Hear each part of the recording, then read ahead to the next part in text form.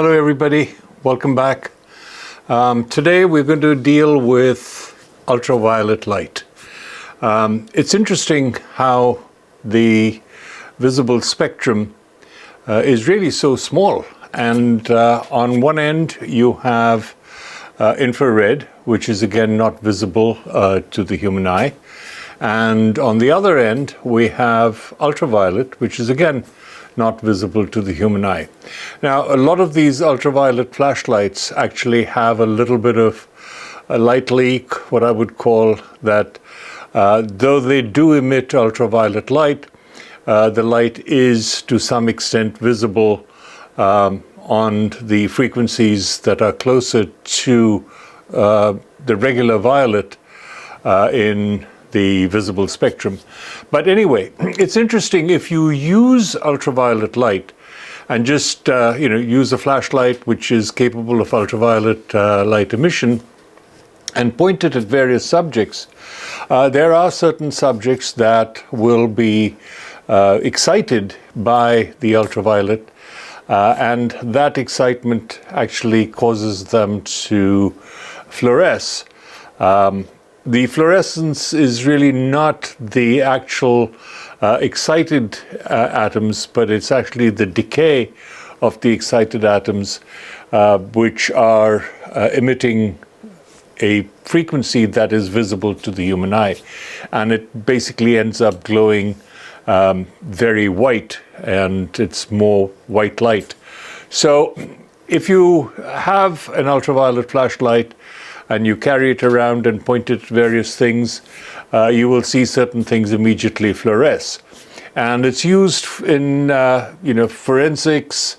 It is also used to detect things like pet urine and whatever. But we're going to basically use ultraviolet, and there is a plant that comes up in the spring. It's called a hellebore. It has some beautiful formations, and if you look at those formations, and you can get the stamen excited with ultraviolet, it can make for some very interesting images. So let me show you what the flower looks like. So I'm not going to change my composition because I've got the camera set up to photograph this in ultraviolet light. But just to give you an idea as to what this flower is and what it looks like in natural light, this is what the hellebore is all about. Now, the central part of the flower is what we're going to concentrate on, and we will use ultraviolet to get the pollen area all excited and produce the fluorescence. I have my subject. It's in a pot. Eventually, yes, this will get planted outside. And it's got lots of flowers. We'll just pick one flower. I'm photographing it with my Sony camera, and the camera has on it the Laowa 2x magnification macro lens. The camera is tethered using the Tether Tools tether cable and tethered into Capture One software. The software recognizes the camera, which is a good thing.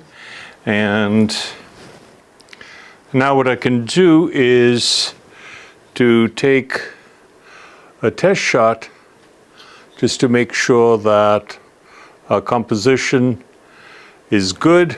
And yes, we see it on the screen, and the composition is great. So now what I want to do is to bring the ISO down, because at this point the ISO is at 5000. We're just taking an image, not using any ultraviolet light. And I'm going to set the shutter speed to about 1/5 of a second, just to start with, to see what it's like, and get the ISO to about ISO 400. And yes, it's going to go very dark right now. If I was to take an image, you see it on the screen.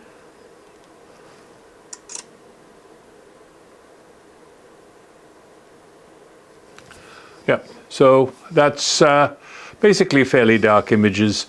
And now what we want to do is to take a set of images with the light shining on the flower. But given the fact that I've got a single flashlight, I am not going to be able to get all of the flower completely lit with ultraviolet light in one go. So if I was to try and orient the light as best as I can, and this particular situation, what I'm using is the light is from the left-hand side of the flower, so it's not going to illuminate the underside of the other petals, but that's okay. Let me turn this to live view on Capture One so you can get an idea of what I'm doing. So that's live view, and what I have is the light is coming from the upper right of the flower, and as you can see, there is no good light that is shining on the petal that is pointing to, let's say, about 10:30, 11 o'clock. So if I was to move the light, you can see how it impacts the flower. And really what we want is all of the flower to be appropriately lit. So I'm going to do 3 sets of images. Now when I say sets of images, what I'm going to do is a stack of images, and each image is going to be stacked using f5.6. As you can see now, it's got overly bright, but that's because the house lights are also on.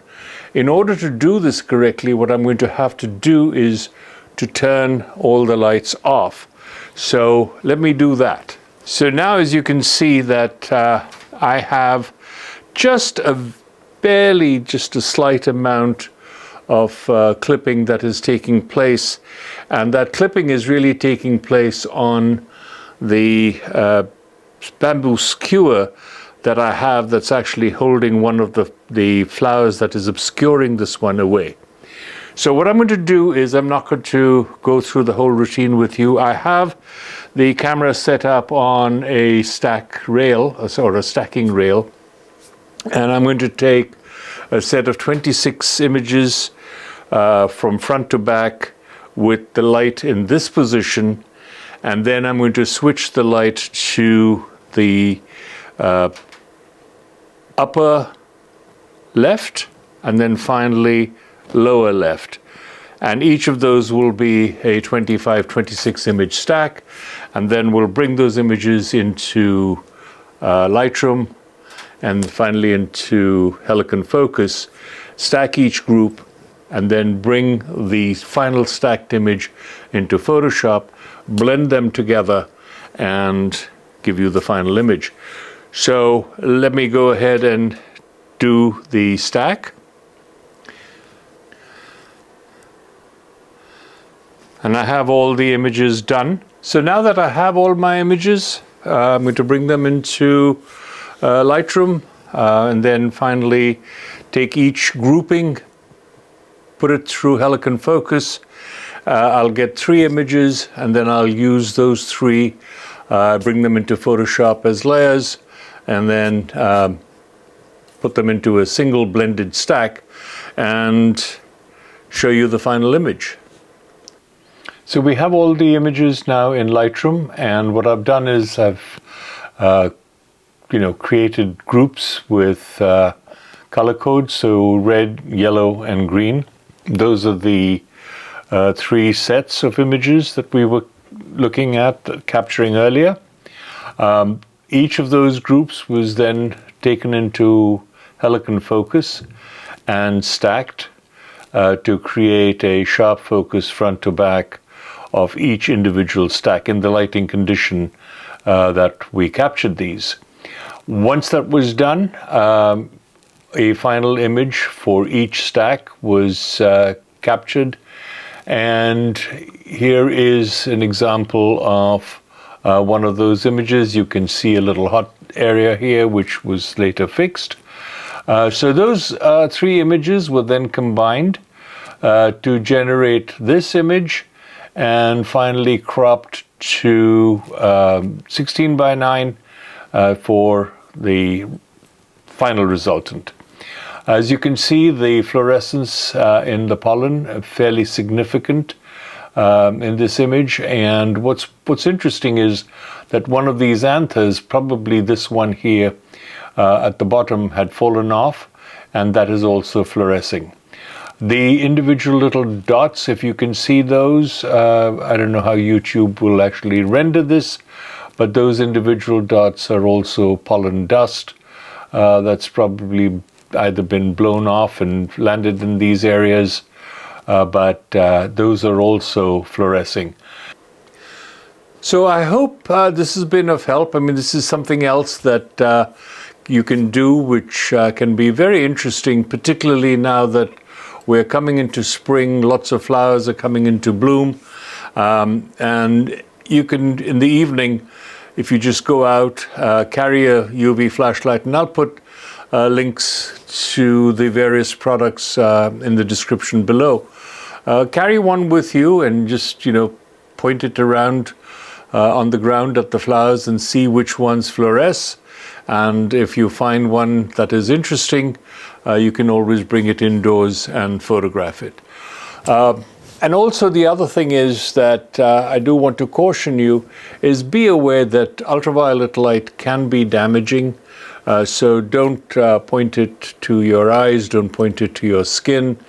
Just point it at the subject and do your photography and then turn the UV light off.